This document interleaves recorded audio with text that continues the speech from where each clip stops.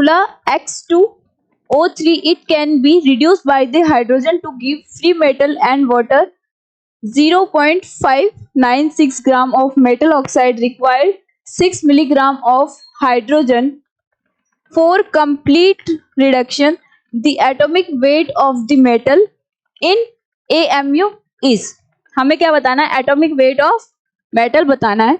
यानी कि हमारे पास कोई मेटेलिक ऑक्साइड है Xe2O3 can be reduce by the hydrogen. किसके द्वारा रिड्यूस हो रहा है? वो हाइड्रोजन के द्वारा रिड्यूस हो रहा है। द वाटर ऑफ फॉर्म, यानी कि प्रोडक्ट में H2O फॉर्मेशन हुआ होगा और प्लस मेटल रहा होगा। तो फॉर्म जो वाटर हो रहा है वो कितना हो रहा है? 0.15 gram of metal, 0.159 gram of metal oxide required to 5 milligram of hydrogen. Then milligram यानी कि 10⁻³ milligram of hydrogen for the complete reduction the atomic weight of this.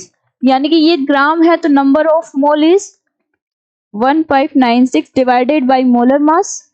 ये हमारे पास number of moles, यहाँ पे 6 × 10⁻³ ग्राम है, मोल में कन्वर्ट करेंगे तो डिवाइडेड बाय 2 × 3 × 10⁻³ मोल्स। तो हमें पता है कि कोई भी रिएक्शन होती है तो हम क्या बोलते हैं? Equivalent of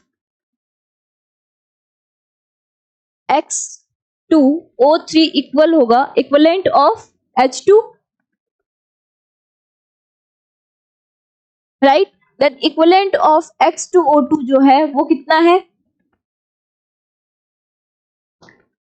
0.1596 divided by molar mass. अब X2 है, इसकी ऑक्सीडेशन स्टेट कितनी हुई होगी? यहाँ पे +3, तो यानी कि +3 से वो 0 में जा रहा है, तो इसका मतलब इसका क्या हो रहा है? Reduction. Then n factor is 3। Then equivalent of H2 0 है, 0 से किस में गया? +1, एक की वजह से तो 2 की वजह से 2, इसका n factor is 2। Then 3 × 10⁻³ × 2, then molar mass is, इसका जो आएगा वो कितना आ जाएगा? 3 से 3 cancel out, molar mass is 159.6 divided by 2 is 79.8। ये हमारा क्या है? Molar mass of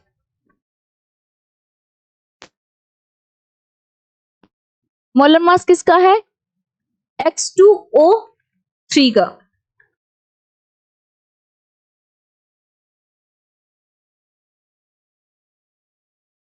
now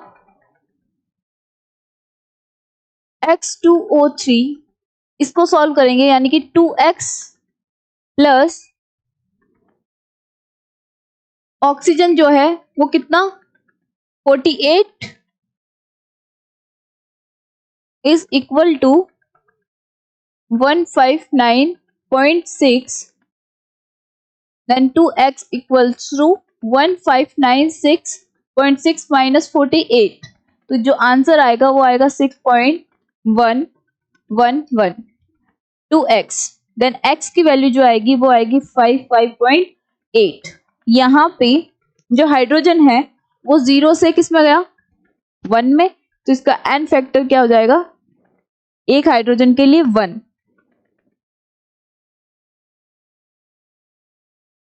then molar मास, जो हमारा एटॉमिक मास आएगा वो कितना आएगा? 55.8।